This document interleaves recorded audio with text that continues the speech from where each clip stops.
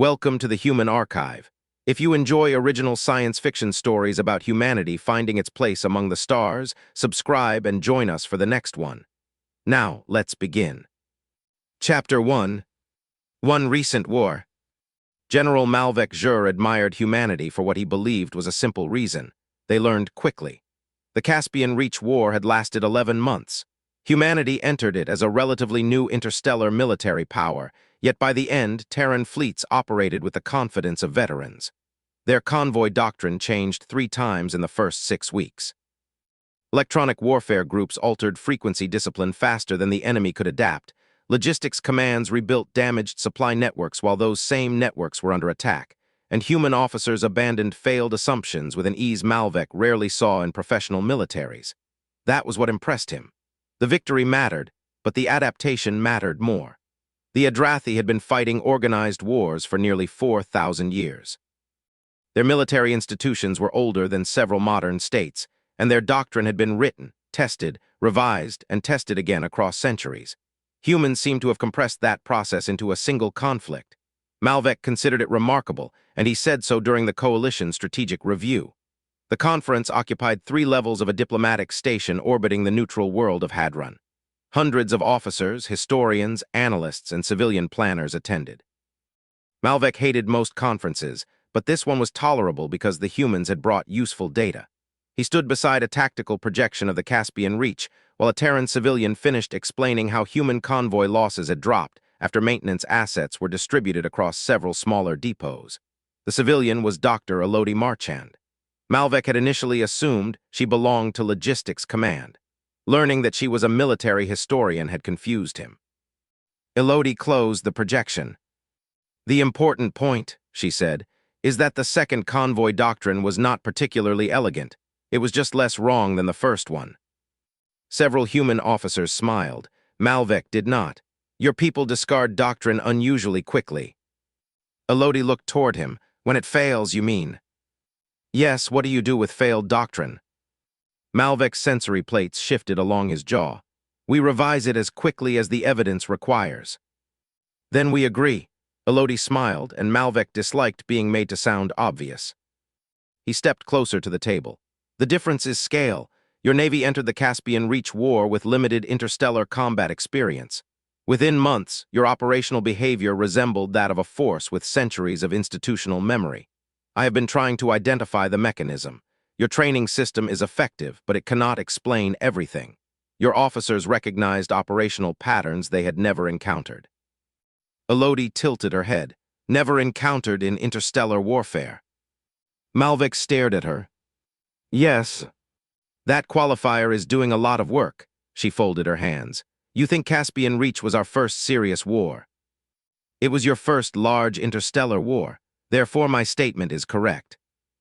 Elodie glanced toward Admiral Bronwyn, a silver-haired human several seats away who wore the expression of someone enjoying another person's slow discovery of an unpleasant fact. Bronwyn said nothing. Elodie looked back at Malvek. "General, what exactly do you think humans were doing before we left Earth?" Malvek considered the question. He mentioned regional conflicts, planetary wars, and internal rebellions. Elodie confirmed each category with increasingly worrying casualness. At last Malvek asked, "How extensive?" Elodie smiled. "Oh." Malvek's jaw plates tightened. He knew that sound.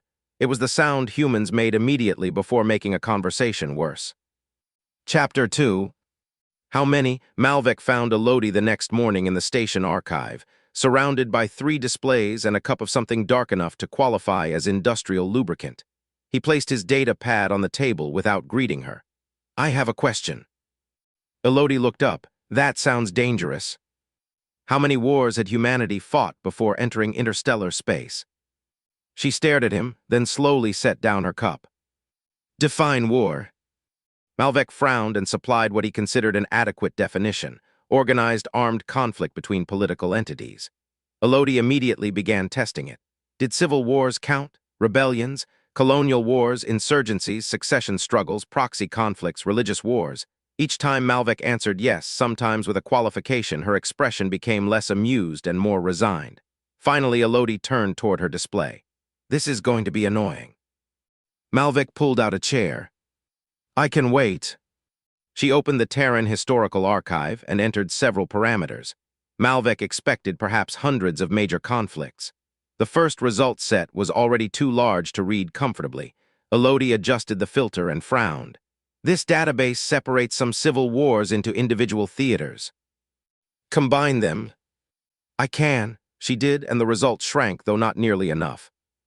Malvek watched names slide past. Conflicts on continents whose geography he barely knew. Wars involving states that had vanished thousands of years earlier. Campaigns nested inside larger conflicts. Rebellions occurring inside wars. Treaties that paused fighting only for it to resume. And conflicts whose names changed depending on which side wrote the history. Elodie opened a second database, then a third. When Malvek asked why, she explained that the archive became less reliable the farther back they went. Records became incomplete, definitions changed, and historians argued about where one conflict ended and another began. How far back does reliable military history extend? Malvek asked.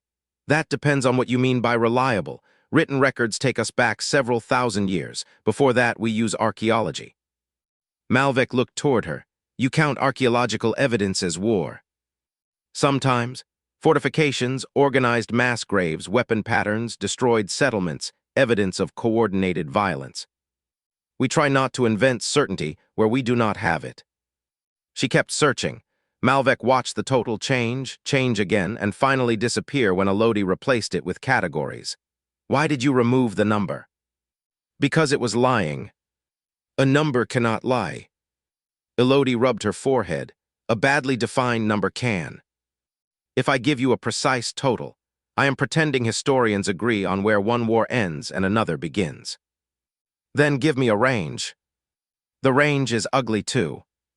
For the first time since Malvek had met her, she seemed genuinely uncertain how to answer. He found that unsettling. Elodie turned one display toward him, revealing a timeline that stretched across thousands of years. Conflicts marked nearly every portion, and some eras were crowded enough that the labels overlapped. Humanity was fighting organized wars before we had reliable systems for writing down how many wars we were fighting, she said. Malvek stared at the timeline. How many major wars? Define major. He gave her a flat look, and Elodie sighed. All right, let me try another way. She opened a historical atlas. Ancient fortified cities gave way to infantry carrying bronze weapons. Bronze yielded to iron, cavalry, siege engines, sailing fleets, gunpowder, artillery, industrial armies, aircraft, armored vehicles, nuclear weapons, and finally orbital systems. Technology transformed again and again while one activity remained recognizable: humans organizing themselves to fight other humans. A slow discomfort settled beneath Malvek's sternum. You fought under all of these technological regimes. Yes. Some technologies came directly from war, some did not, and plenty were invented peacefully before someone found a military use for them. And most of these wars were against yourselves. Mostly. Malvek sat in silence for a moment, then looked back at the endless timeline. You stopped counting. Why? Elodie considered her answer. Because I realized I was pretending the number meant something. A war between two Bronze Age kingdoms and a global industrial conflict are both wars, but counting them as identical units tells you almost nothing. She tapped the display. This is more useful. You have thousands of years of examples, Malvek said. Examples of military success. Elodie's expression sharpened. No, General, if you only study our successes, you are going to misunderstand us very badly. Chapter 3. The Useful Disasters. Malvek had expected humans to preserve victories. Every civilization did. Victories built monuments while defeats usually built excuses. The Terrans apparently collected both with equal enthusiasm. Elodie took him through the archive for nearly 3 hours. She made no attempt to summarize all of human military history. That would have been impossible. Instead, she showed him failures. She showed him armies that outran their supply, commanders who assumed an enemy was beaten and discovered otherwise, governments that invaded expecting short campaigns and acquired wars lasting years, occupations that created more resistance than the original enemy possessed, fleets with superior technology and doctrine suited to the wrong kind of battle, and nations that won tactically while destroying the political conditions needed for peace. Malvek watched casualty projections rise and fall across old maps. These disasters are taught at your military academies. Some of them... Why? Elodie looked genuinely surprised by the question. Because they failed. That is not an answer. It is exactly the answer. She changed the display to a campaign Malvek did not recognize. Old human armies crossed a continent, stretching their supply lines farther and farther until the entire system collapsed. Successful plans teach you what worked once, Elodie said. Disasters teach you what can kill you forever. Malvek considered that. Failure can be situational. So can success. Human military history has a bad habit of humiliating simple rules. That is true of all warfare. What makes your history unusual? The sample size? Elodie said it so casually that Malvek disliked the phrase immediately. She started listing the systems humans had tried over the centuries. Centralized and decentralized command, professional armies and conscription, mercenaries and militias, limited war and total war, occupation, deterrence, insurgency, expeditionary campaigns, coalitions, and more combinations than Malvek cared to hear in one breath. He lifted one hand. You are doing the list thing. Elodie stopped and smiled. Fair. She reduced the display to a single map. The point is not that we have ready-made answers. We do not. The point is that when a human officer sees a new problem, there is a decent chance someone in our history encountered a version of it under different technology. Malvek studied the map. A version, not the same problem. Exactly, that distinction matters. He nodded slowly. Humans were not carrying answers inherited from the dead. They were carrying comparisons, warnings, failed assumptions, and questions that had already cost other people lives. That was different from experience in the usual sense. It was also, Malvek decided, potentially more dangerous. Chapter 4. The Staff College. The Terran Staff College did not resemble the war academy Malvek expected. Firing ranges, combat simulators, and fleet command theaters existed, but Elodie took him first to a classroom. 24 human officers sat around a table discussing a battle fought more than 2,000 years before humanity reached space. Malvek listened for 10 minutes and realized almost no one cared about the obsolete weapons, except when they affected a decision. The officers argued instead about information delays, terrain, command assumptions, morale, and whether one commander had understood the political objective he was supposed to achieve. A young lieutenant disagreed with a colonel. Rather than silence her, the colonel asked her to prove the argument. She did. Malvek approved. After the session, he approached the lieutenant. Why study this battle? She glanced toward Elodie, then answered. Because the commander knew what he wanted tactically, and did not understand what success was supposed to accomplish. Malvek pressed the point. The weapons were obsolete, the communication systems mostly irrelevant, and the political entities involved no longer existed. The lieutenant agreed with every observation, then smiled slightly. The command failure still exists, sir. Malvek stared at her until she excused herself. Elodie watched the lieutenant leave. Malvek said, Your officers are taught to argue with history. They are taught to argue with conclusions. That produces indiscipline. It can, we manage it. Malvek looked across the classroom. Humans were strange. Their officers studied dead generals partly to learn how not to resemble them. Chapter 5. The Orvin Problem. 3 weeks later, the Orvin Compact seized Pilos station. Malvek was aboard the Adrathi flagship when the first report arrived. Pilos was small but strategically useful and politically dangerous, controlling traffic through a junction claimed by both the Coalition and the Orvin Compact. The legal dispute had lasted 9 years, and nobody expected it to become violent until an Orvin security flotilla arrived during a customs confrontation. Shots were fired, 4 Adrathi personnel died, and the station surrendered. Within hours, both sides began moving ships. Malvek convened his staff. The Adrathi recommendation was straightforward. Launch a rapid punitive operation, destroy or disable the Orvin flotilla before reinforcements arrived, retake Pilos, and demonstrate that seizure by force could not produce advantage. The doctrine had worked before. Fast punishment, Adrathi experience said, prevented larger escalation by making the cost obvious. Malvek still believed in it. Admiral Bronwyn Say did not. The human commander joined by secure channel and listened without interruption while Malvek explained the proposal. Then she asked how long it would take the Orvin Reserve Squadron to reach Pilos. Approximately 14 hours, Malvek said, and your strike launches within 5. Correct. Bronwyn's expression remained neutral. Then the moment you launch, the Orvin know they have roughly 9 hours to decide whether to reinforce. That is the purpose. Pressure produces decisions. It certainly does, Bronwyn replied, in a tone Malvek did not like.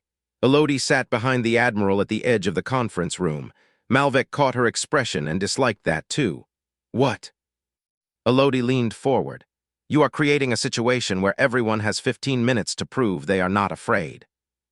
That is an exaggeration. It is an analogy. Your strike remains limited, so they make a limited response. Then you answer that response. Every step is rational when examined alone. And then the exchange ends. Elodie was silent long enough to irritate him. Finally, she said, maybe. Malvek's jaw plates flared. Bronwyn stepped in before he could reply. I am not asking you to ignore the seizure. I am asking for 12 hours. For what? To remove some of the ways this can become stupid. Malvek looked at the tactical map. Every instinct told him delay favored the Orvin. Then he remembered the archive, mobilization timetables, compressed decision windows, and responses that created the need for still more responses. He hated that the historian had entered his head. 12 hours, he said at last. Bronwyn nodded. Thank you. What will humanity do with them? Her answer came immediately. Prepare. Chapter 6. Prepared. Human preparation looked alarmingly like escalation, and that troubled Malvek. Within 3 hours, Terran reserve ships changed readiness status. Fuel tenders moved forward, repair vessels dispersed from vulnerable depots, civilian shipping rerouted away from likely combat corridors, fleet hospitals repositioned, ammunition ships split into smaller groups, convoy escorts formed around commercial traffic, and cybersecurity commands hardened communication relays. Bronwyn also moved 2 additional cruiser groups toward the frontier. Malvek watched the tactical display fill with Terran icons, then called her. You are preparing for a larger war than I proposed while asking me not to start one. Bronwyn looked at him through the display. Yes, those are not contradictory goals, General. Malvek began pointing out the apparent contradiction anyway. She had doubled local combat power, dispersed ammunition, and moved hospital ships forward. Bronwyn answered each point with one of her own. She had opened 3 diplomatic channels, offered neutral inspection of Pilos if the Orvin withdrew, and would prefer the hospital ships to have nothing to do. The Terran fleet became more dangerous every hour.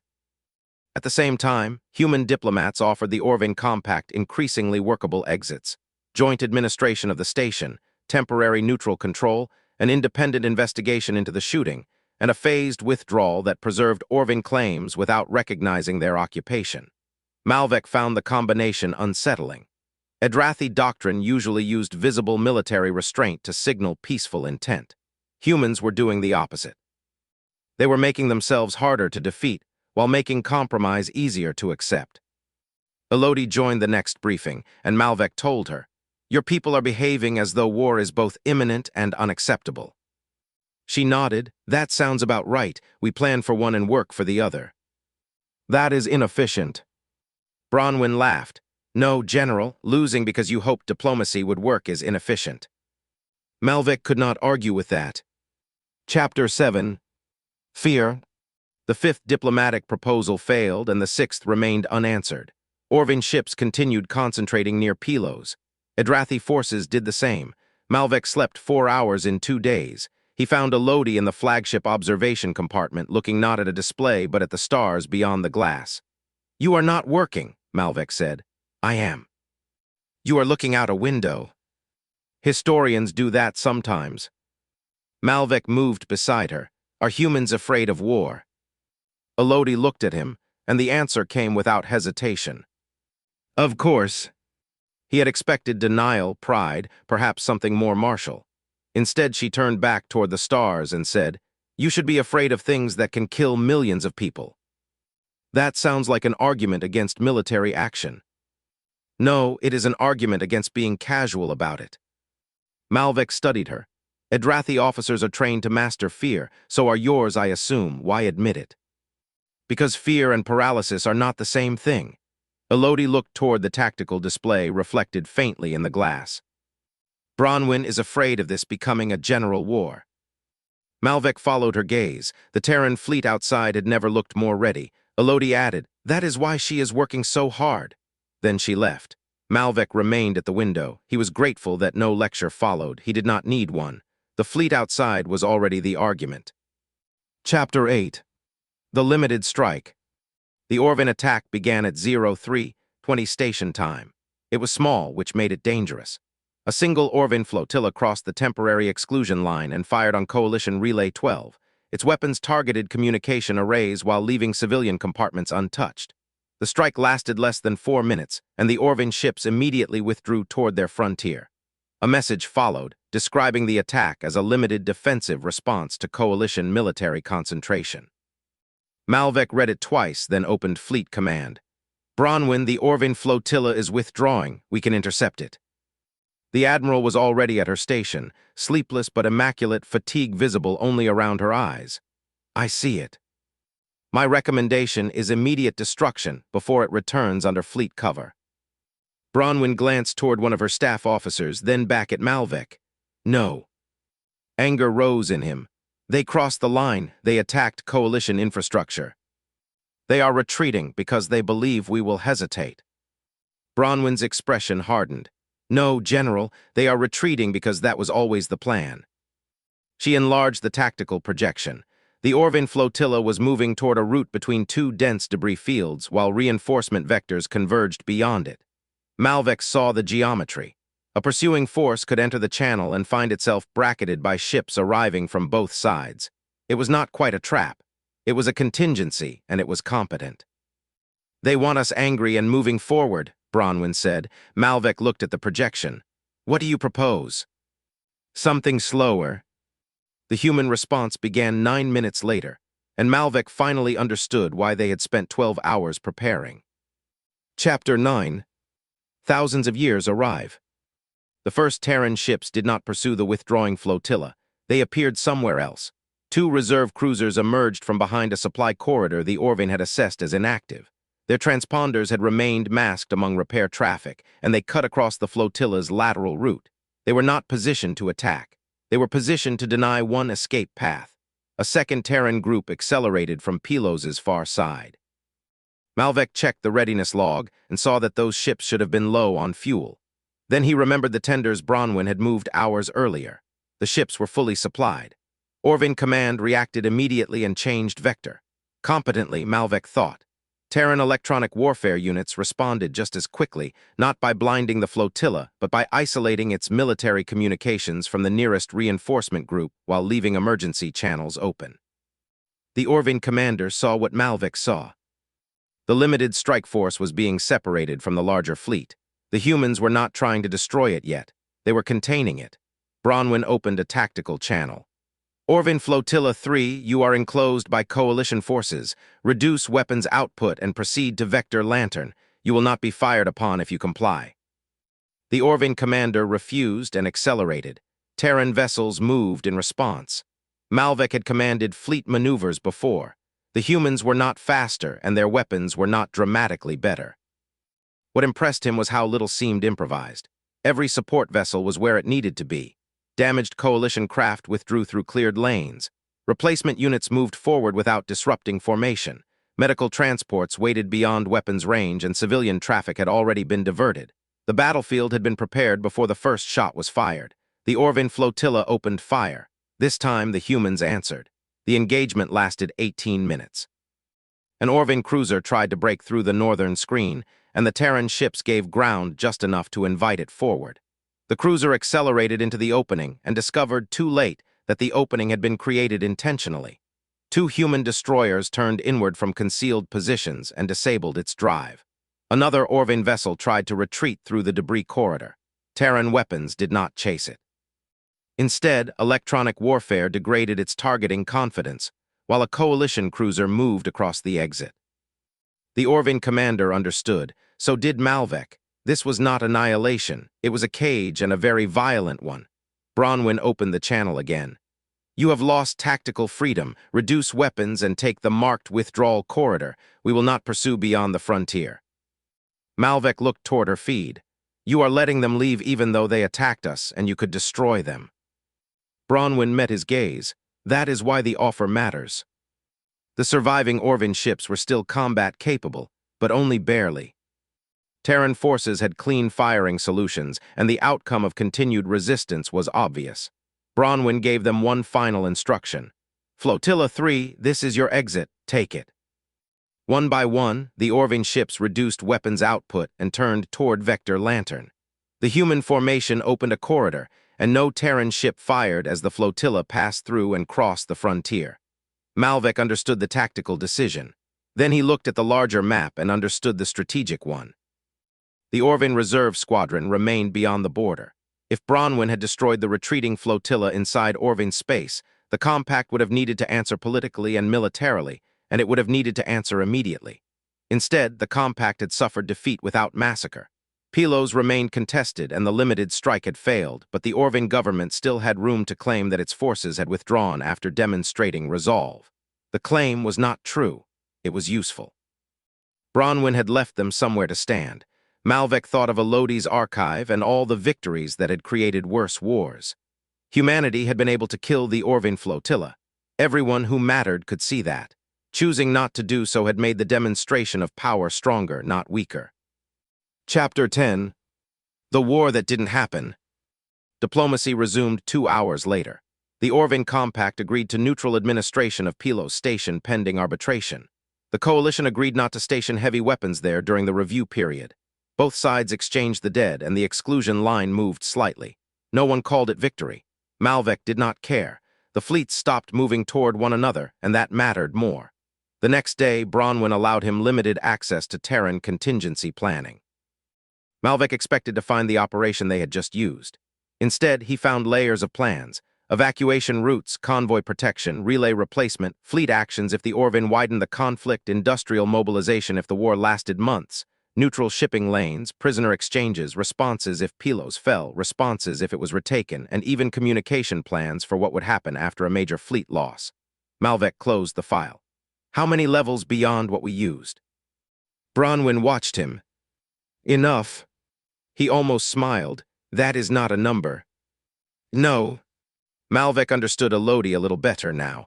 Bronwyn leaned back. We prepare past the point we think we will need. Because history tells you escalation is possible. Because history tells me our guesses are not special. That line stayed with him. Human commanders did not trust themselves to be uniquely wise, uniquely lucky, or uniquely immune to mistakes.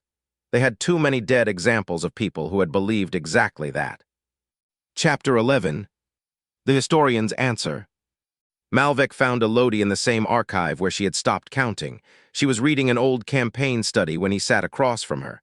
I no longer want the number, he said. Elodie looked up. Good.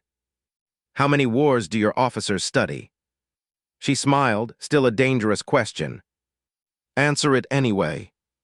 No one studies all of them.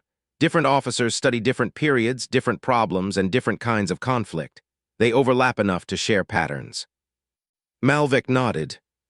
So the count does not matter. It only indicates the size of the archive. Elodie looked pleased. Now you sound like a historian. I reject that accusation. She laughed. Malvek looked toward the inactive display where the long human timeline had once filled the room. I thought the Caspian Reach War taught humanity how to fight in space. It taught us plenty, but it did not create the habits I saw at Pilos. No. Malvek thought about the Terran fleet, prepared before the crisis, aggressive when necessary, and disciplined enough not to chase an enemy into a larger war simply for the satisfaction of finishing the kill. Your officers inherited mistakes, he said. Elodie's expression softened. Yes. Thousands of years of them. More than enough. Malvek stood. Elodie waited until he turned to leave, then smiled. General, next time you ask a historian for a number, define your terms first. Malvek left without dignifying that with an answer. Chapter 12. Experience. The next crisis came 9 months later. It was smaller, a mining dispute in which one Adrathi patrol ship was damaged after crossing a poorly marked security boundary.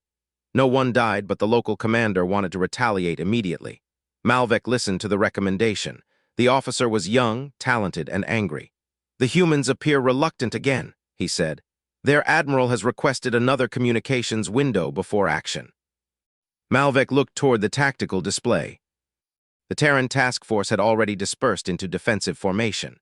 Fuel reserves were forward, medical support was ready, civilian traffic had been moved, and a destroyer group waited in reserve beyond ordinary sensor range. The humans were not relaxed, they were prepared. Malvek remembered Pilos. He remembered the Orvin flotilla flying home through a corridor the Terrans had chosen to leave open, and he remembered Elodie's endless archive. "No," Malvek said. "They are not reluctant." The younger officer looked confused. "Then why delay?" Malvek studied the human formation, because they know what happens after the first shot. He ordered his staff to reopen diplomatic channels. The dispute ended 7 hours later without another weapon being fired. Malvek considered that an excellent result. Epilogue. How many wars? Years later, an Adrathi cadet found Malvek reviewing a Terran military history index. The cadet stood respectfully near the door. "General, may I ask a question?" Malvek continued scrolling. "You already have." The cadet hesitated. Humans had infected Malvek with that kind of humor, and he was not proud of it. The cadet stepped closer. "I have been assigned to the Terran exchange program." "My condolences."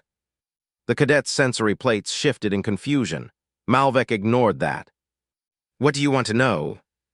The cadet looked at the archive. "How many wars has humanity actually fought?" Malvek stopped scrolling. The timeline stretched backward through industrial wars, imperial wars, civil wars, revolutions, dynastic conflicts, invasions, rebellions, sieges, and battles whose original names had been lost. He thought of Elodie staring at the same impossible question years earlier, then closed the archive. Enough that when a human tells you a war can become worse than you expect, you should assume they have examples. The cadet glanced at the blank display. "That many." Malvek collected his data pad and headed toward the strategic briefing room. "More." The cadet followed. Neither of them asked for a number again.